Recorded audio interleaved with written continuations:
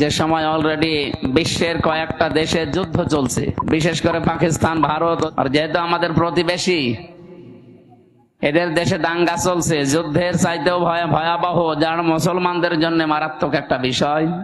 আর আমরা যেহেতু পাশে প্রতিবেশী হিসাবে আসি, তার কাটা ভেদ করে কখন যে চলে আসে।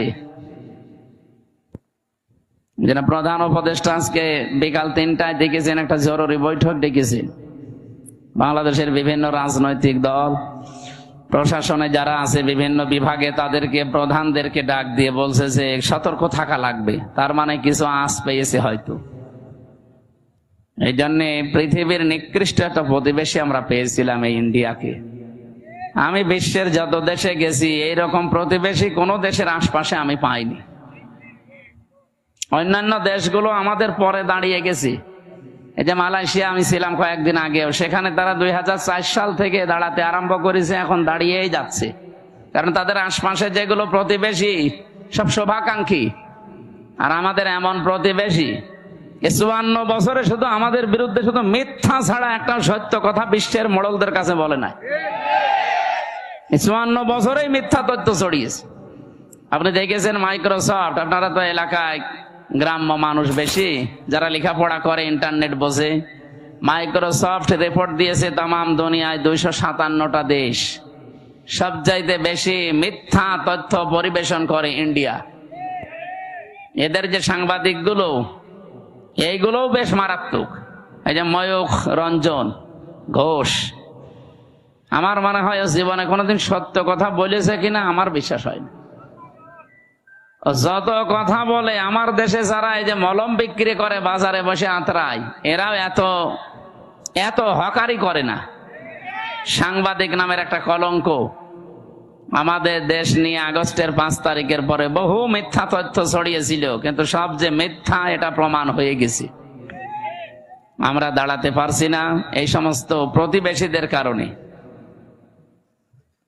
যেন আমরাও দাঁড়াতে চাই নাকি? মানুষ দাঁড়াবে কখন?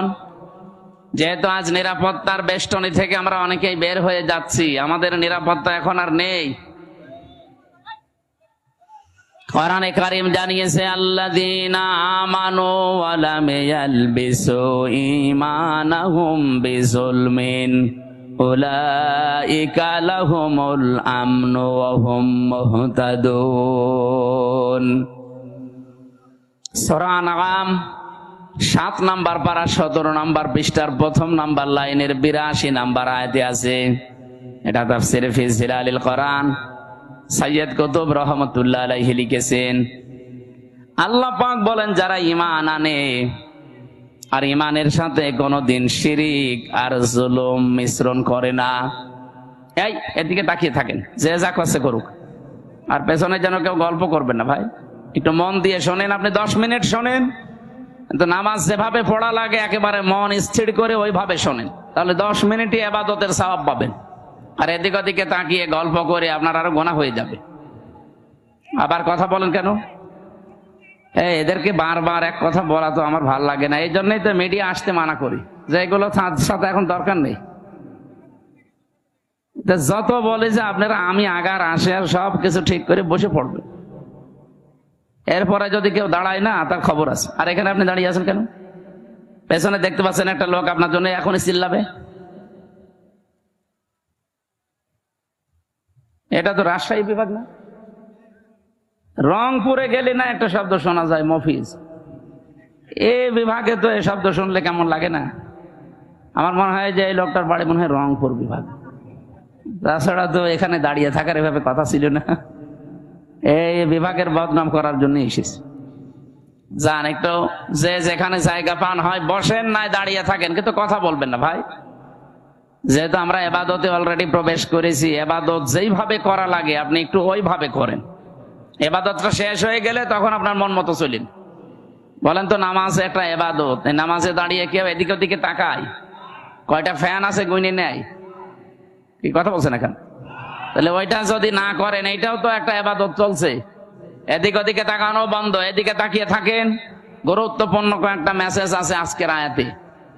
স্থান কাল পাত্র ভেদে বাস্তবতার নিরিখে আমরা তাফসীরুল কোরআন মাহফিলে কোরআন থেকে কথা বলার চেষ্টা চালাবো, ওয়া মা তাওফীকি ইল্লা বিল্লাহ।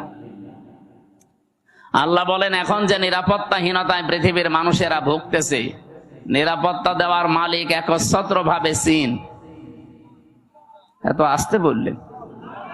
তুরস্ক, রাশিয়া, আমেরিকা, ভারত, তো এখন নিজেরাই তো নিরাপত্তাহীনতায় ভুগতেছে। আজকে পাকিস্তানের এক লেফটেন্যান্ট কর্নেল, ওনার বাবা অলরেডি জানিয়ে দিয়েছে পাকিস্তান আর্মির কাছে, আমার ছেলে যুদ্ধের ময়দানে আছে, ওর যদি পেছনে গুলি লাগে তাহলে আমার বাড়িতে নিয়ে আসবেন না, ওর যদি সামনে গুলি লাগে আমার বাড়িতে নিয়ে আসবেন, আমার জায়গা ঠিক করা আছে, কবর দিয়ে দেব। ঠিক লাশ নিয়ে এসেছে আজকে। লাশ নিয়ে আসার পরে দেখে পেছনে একটা গুলিও লাগে নাই, সামনে গুলি লেগেছে 22টা। যাদের ইমান এই পর্যায়ে অলরেডি পৌঁছিয়ে গেছে তাদেরকে হারানো অত সম্ভব সহজ না। এমনি দাদার ভয় লেগে যাচ্ছে, দাদা পাগল হয়ে যাবে আর কিছুদিন যাক। একটা দেশের সাথে দাদার মিল নেই।